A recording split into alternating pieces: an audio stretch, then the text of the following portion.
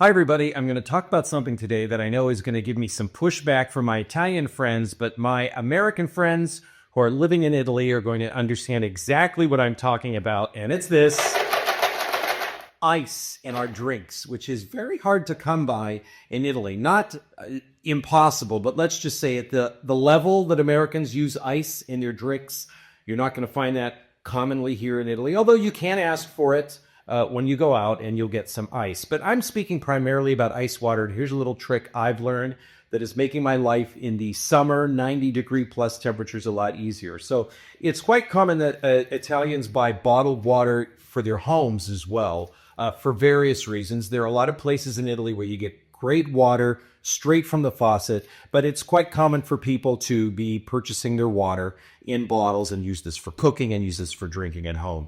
So what I do is I turn it into this. And I don't think it's a great act of genius or anything, but I place one of these bottles in the freezer and I let it stay there until it's almost completely frozen. Not completely frozen, but almost frozen. And then I'm going to show you here, I don't know how easily you can see it, but there's sort of like ice throughout all of it. There's sort of like a pillar of ice that's forming.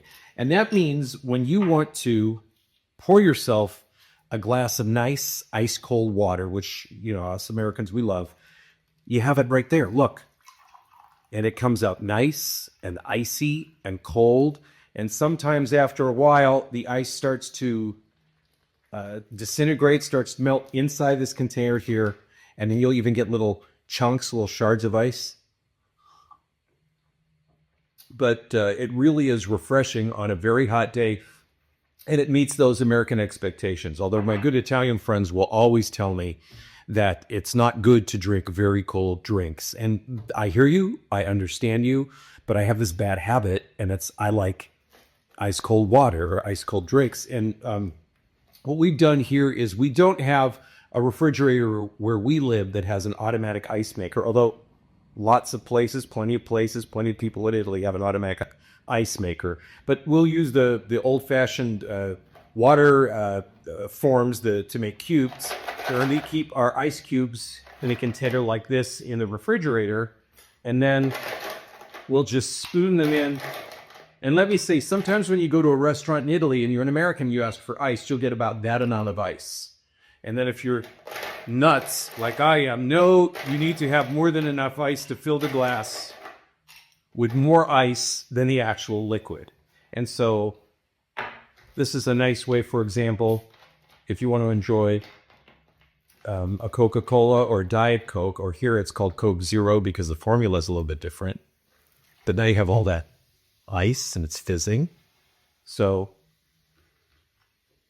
And it makes me feel like I'm back home. And sometimes I don't mind feeling like I'm back home. I don't know why Americans are just infatuated with ice in their drinks, but we are. And another thing that my wife has started to do is she'll make a big pitcher of iced tea. She keeps it in the refrigerator, and then we pour that over the ice. So, but what's nice about when you make this big chunk of ice water here is you don't need actual ice in the glass. So the water that you have inside the glass is very nice and cold. And on a really hot day like today, it really is refreshing. And we're really at the start of the hot summer season. So salute, cheers, with a cool glass of ice water.